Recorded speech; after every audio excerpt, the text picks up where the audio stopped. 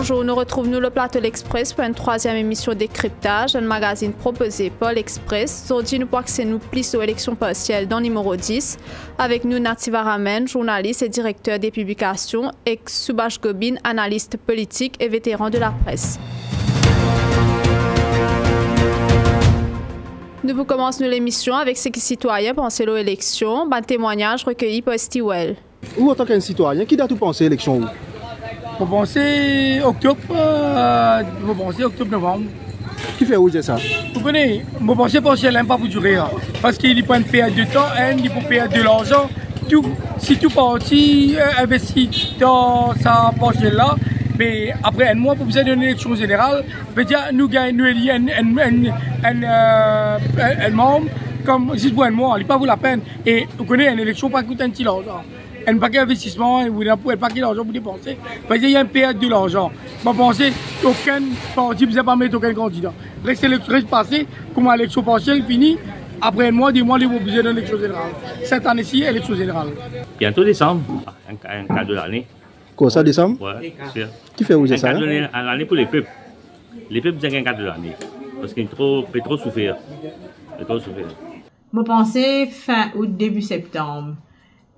Partiel, on va pas penser qu'il nous parle vers une partielle parce que c'est un gaspillage de fonds publics. Pour faire une partielle, après quelques temps, pour faire élection générale, pour gaspiller une tacasse, je peux dire une casse dans la caisse. Ah, ben, si une casse dans la caisse, moi, pas trouvé qu'il fait besoin vers une partielle, besoin vers général directement, et que le meilleur gagne. Beaucoup de monde peut conseiller, mais moi, pense à partir d'août, nous pouvons une chose. Une idée, mais depuis ça l'année, c'est pas août, septembre, octobre, j'ai une élection. Il n'est pas capable de faire ça. Un monde pour élire, qui ça peut aller, n'importe qui s'en a. Il peut élire pour 40 jours, 30 jours, après vous êtes discuté par Parlement, moi, par lui-même novembre. Mais un gaspillage fonds publics. Ou d'accord ou pas d'accord, moi, pour ça. Vous êtes au moins 30 millions, 40 millions pour dépenser ça. Mais vous pas quoi, pas venir pour faire ça. Ouais. Nathan, premier commentaire, là? Bonjour, mon internaute, bonjour Shelly, bonjour Subhash. Bon, ce qui est intéressant dans sa reportage Steve Alderson et Namenea, c'est qu'il montre que le public mauricien est très informé. Ils sont bien informés, ils sont bien sensibilisés au gaspillage fonds publics qui fait après lire un député pour 41 jours. Et beaucoup de gens ici connaissent qui le Parlement peut décider automatiquement le 21 novembre. Donc, moi, je trouve ça, je suis bien encouragé pour trouver qu'il y a un politicien et puis il y a un monopole discours politique, le débat public. Et nous, l'émission, qui est une conversation comme un briefing de l'Express.mu, les pousser, refléter, c'est expliquer qui fait un Mauricien une tendance pour penser comme ça ou pense comme ça. Donc, voilà un premier commentaire, moi, lance le débat. Et vous, Subhash, que vous pensez là? Bon, très intéressant. Bonjour Shelly, bonjour Nad. Et très intéressant et par un point soulevé par les personnes interrogées par nous Stewell. Et bien retenir surtout ça souci, on va dire, dépenses par le gouvernement, dépenses de l'argent. Il y a un point important, mais plus tard nous pourrons venir sur cette question-là. Et je noté aussi qu'il mentionne le décembre comme mois pour faire élection. Et vous connaissez dans le passé, nous avons certaines élections générales en décembre. Et en décembre, beaucoup de gens croient que décembre, c'est le mois de feel good. Parce qu'il y a un bonus, il y a une gratification, il y a des affaires comme ça. Donc, les gens vivent dans un mood un peu plus heureux, surtout commencent à dépenser pour Noël, pour l'année. Donc, et dans un parti politique, dans le passé, ils choisissent le mois de décembre pour faire l'élection. C'est un point à retenir. Est-ce que nous avons dit ça y a une obligation constitutionnelle, soit Pravin Jagnath peut respecter la démocratie? Non, il y a une obligation, ça, il est obligé, passe pas ça. Procédure-là. Et les films, au contraire, les films repoussent autant aussi loin que possible. Ils n'attendent presque le deadline. Non, c'est une obligation, ça. D'après nos constitutions, quand un siège est déclaré vacant dans le Parlement, il y a toute une procédure à suivre, ce qui déclare ça vacant, et faire nomination day et faire polling day. Je ne sais pas quoi pour une élection partielle, mais un scénario qui est plausible. Parce que le Premier ministre, il n'est pas juste un Premier ministre, il est aussi un leader de la House et il est aussi chef de parti, il est leader du MSM. Donc, quand Pravin Jagnath prend sa décision, est-ce que c'est le Premier ministre qui pense au gaspillage des fonds publics une trentaine de millions pour engloutir d'un partiel pour 41 jours seulement un député siégé au Parlement, ou c'est le leader du MSM qui a envie de prendre tout le monde de court, Navin Ramgoolam, tout souvent les autres adversaires, c'est-à-dire brouiller carte. Donc, troisième affaire, c'est qu'il est dommage qu'il donne pays en 2024, comme Maurice, tout le monde encore peut spéculer. Il n'a pas des élections dans quelques semaines, en août, il n'a pas dit en novembre, il n'a pas dit nous en décembre, il est possible parce qu'il y a un feel good factor, il donne bonus. Donc, il est dommage qu'il y ait des gens dans Maurice, il y a les rois, il a tout pouvoir, un pouvoir illimité. Il est à la fois responsable du Parlement, il est à la fois responsable comme un Premier ministre guette les fonds publics, les cordons de la bourse de l'État, et dernièrement, il y a aussi un homme politique qui visait garantir sa propre réélection, survie sa famille politique et sa dynastie familiale. Et là, par rapport à Shakil Mohamed, nous trouvons les PC de se place finalement à Ovin Boulel. Est-ce qu'il y a une implication derrière? Le forum, tu expliques ça dans l'émission, c'est-à-dire que nous pensons qu'il y a Ovin pour remplacer Shakil Mohamed, pas pour des raisons de compétences, parce que Shakil peut délivrer, Shakil est un très bon orateur, et il amène ce rôle leader de l'opposition comme un jeune avec beaucoup de fougue et d'énergie, et bien encourage un jeune. Mais sauf que Maurice, c'est une réalité politique qui fait que Shakil Mohamed, à cause d'appel Shakil Mohamed, est victime d'une attaque communale. Nous trouvons ça sur la plateforme 1er mai, que une victime des propos communaux du Premier ministre. Donc, il y a une école de pensée au sein du Parti travailliste qui pensent que vous êtes protégés, d'autres qui disent bien laisser jusqu'au bout. Moi, ce qui me retient comme un observateur politique, c'est qu'il est dommage qu'il y ait la transparence. Là. Autant l'opposition peut dire que le ministre Vikramoy de Galin a été révoqué pour le Premier ministre sans donner aucune explication, autant nous pouvons trouver l'opposition va faire un peu la même chose, c'est-à-dire Shakil Mohamed peut être sur place à Ovin Boulel, ce qui est souvent pas trop ou bien d'accord ça, mais nous ne pouvons pas qui fait vraiment. Nous avons fait une analyse et nous avons fait spéculation. Donc, il est dommage que ça manque de transparence, ça existait.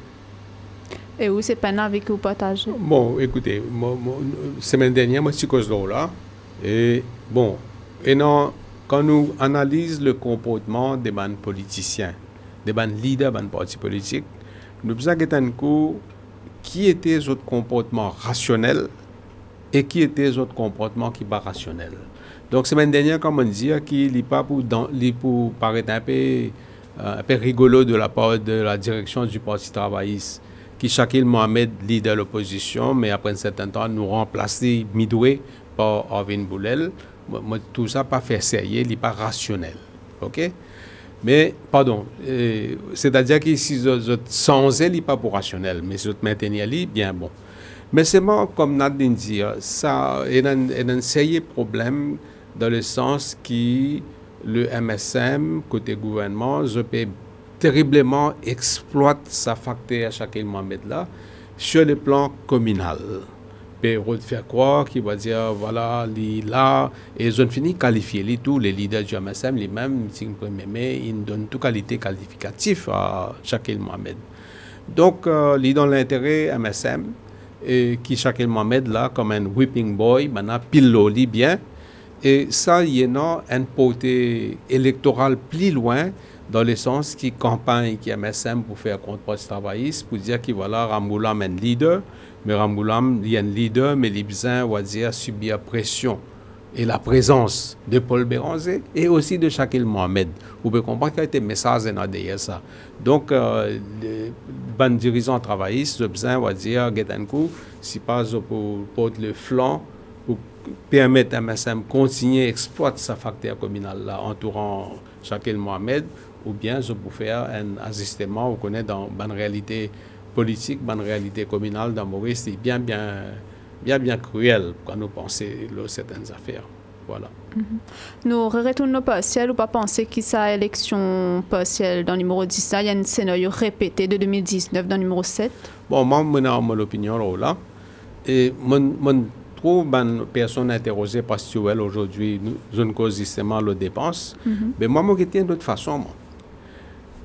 MSM, si ça servit sur l'intérêt politique, surtout l'intérêt politique dans le contexte d'une élection générale qui peut venir évidemment, si ça servit l'intérêt MSM, ben moi pas croire que le facteur l'argent qu'il peut dépenser pour empêcher MSM faire une élection partielle.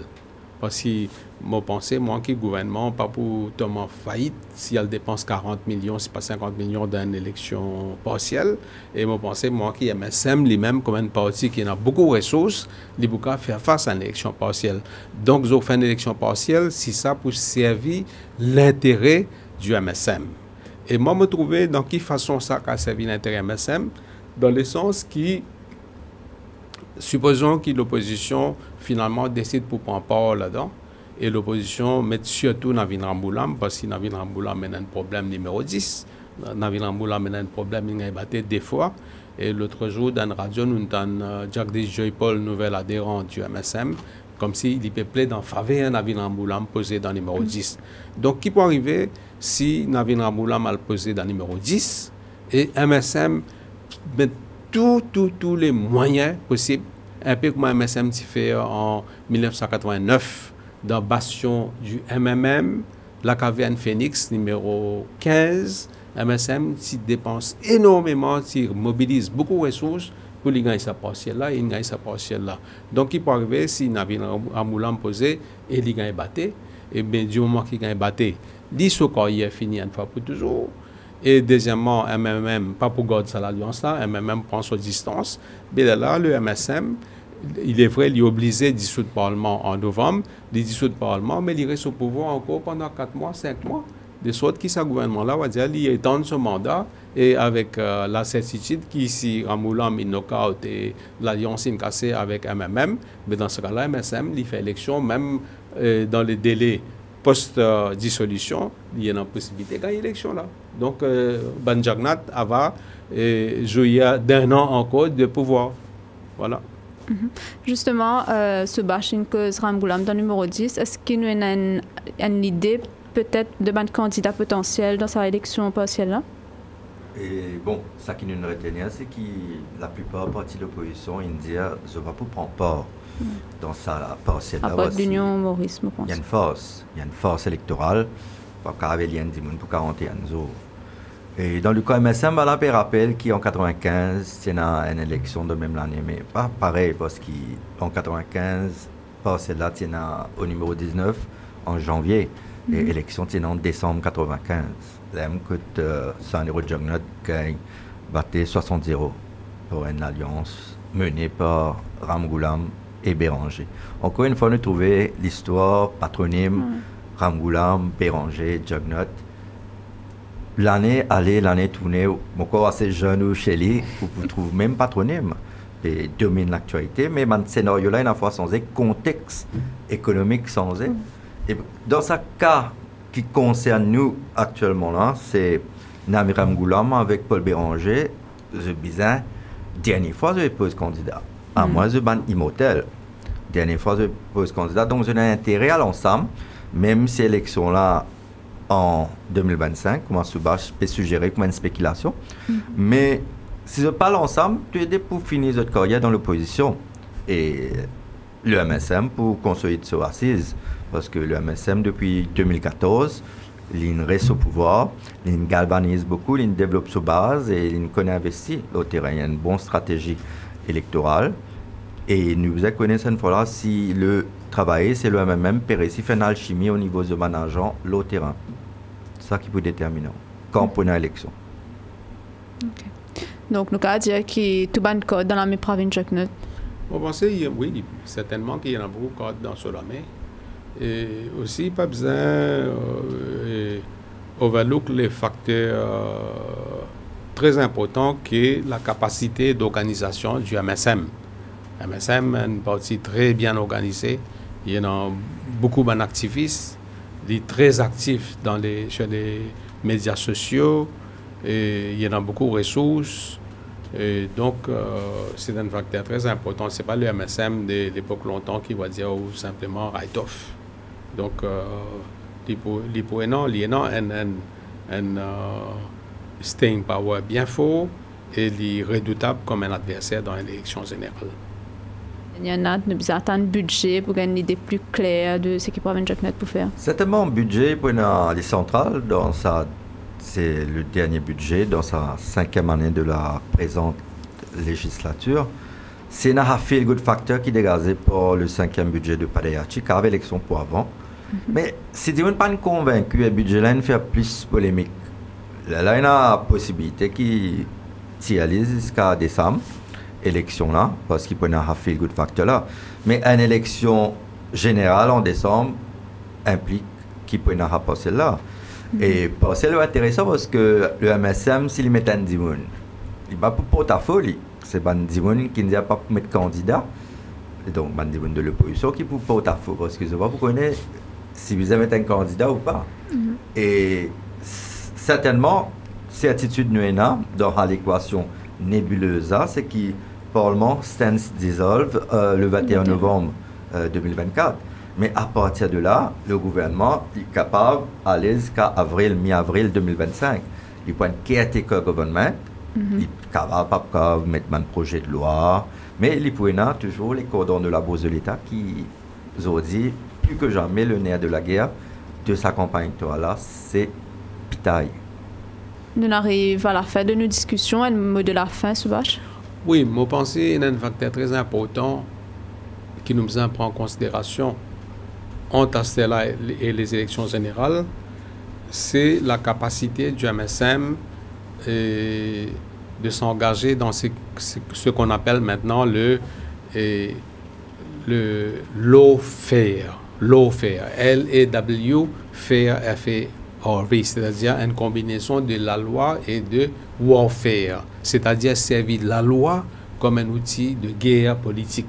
Donc, sa Financial Services Commission là, il crée précisément dans sa bulle-là, et il est clair, moi, je n'ai aucun doute là, que ça FCC là et que ça l'offre là pour appliquer surtout contre Navin Ramgoolam. Donc, à prévoir, à part de démarche, élection partielle, etc., à prévoir beaucoup d'événements autour de Navin Ramgoolam, orchestrés par le gouvernement, par le MSM, dans les jours, dans les semaines à venir.